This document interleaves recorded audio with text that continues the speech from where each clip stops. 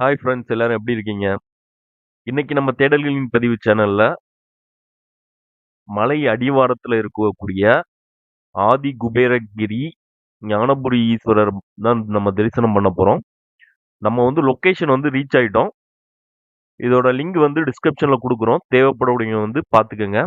இது எங்க இருக்குன்னு பார்த்தீங்கன்னா, செங்கல்பட்டுல இருந்து 6 கிலோமீட்டர் தள்ளி அமைஞ்சிருக்கு. ஸோ இதோட பஸ் ஃபெசிலிட்டிஸ்ன்னு பார்த்தீங்கன்னா, நீங்க செங்கல்பட்டுல இருந்து இறங்கி ஆட்டோ அந்த மாதிரி ஏதாவது எடுத்துட்டு தான் வரணும். ஓன் வெஹிக்கிள்ல வந்தீங்கன்னா இன்னும் பெட்டரா இருக்கும். இந்த கோயில் பாத்தீங்கன்னா அருங்கோண வடிவத்துல அமைஞ்சிருக்கு.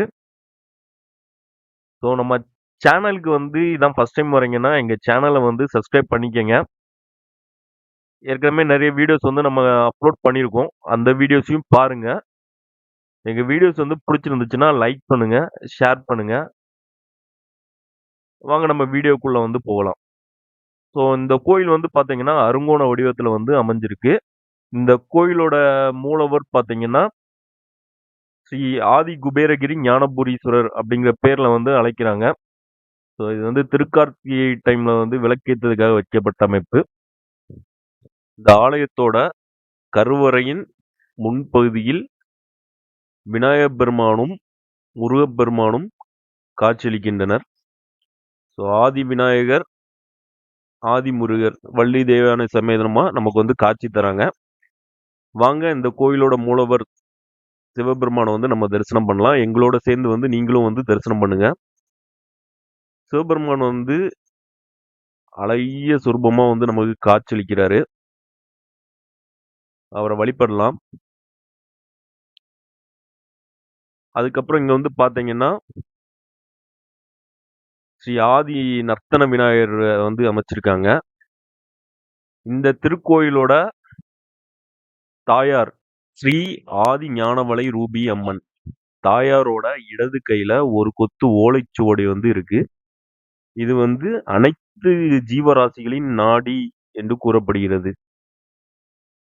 அப்படியே வலம் வந்தான்னா ஸ்ரீ ஆதி பிரம்ம தேவரோட சந்நிதி இருக்கு. அவரை வழிபடலாம். நீங்களும் வழிபடுங்க. அதுக்கடுத்து பாத்தீங்கன்னா ஸ்ரீ ஆதி துர்க்கை அம்மனோட சந்நிதி அமைச்சிருக்காங்க. அவங்களையும் நம்ம வழிபடலாம். எங்களோடு சேர்ந்து நீங்களும் வழிபடுங்க. அதுக்கு அடுத்ததா பாத்தீங்கன்னா ஸ்ரீ ஆதி விஷ்ணு பகவானோட சந்நிதி அமைச்சிருக்காங்க.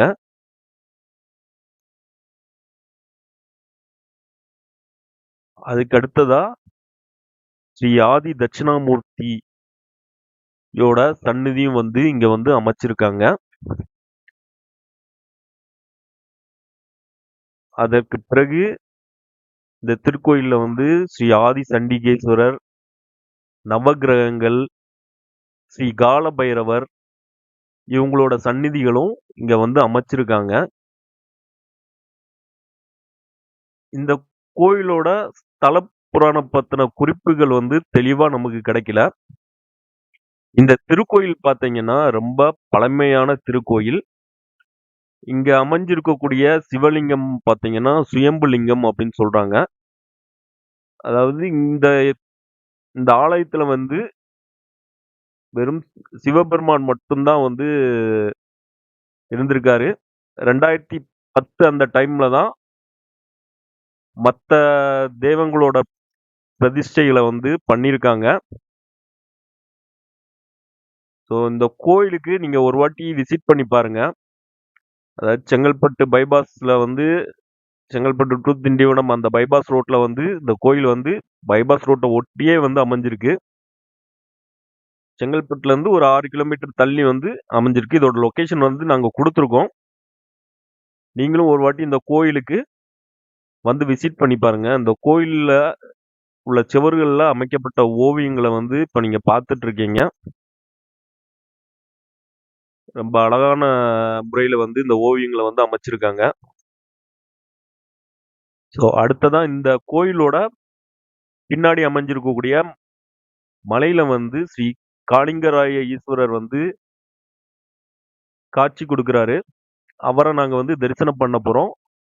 அது வந்து தனி வீடியோவா நாங்க அப்லோட் பண்றோம்.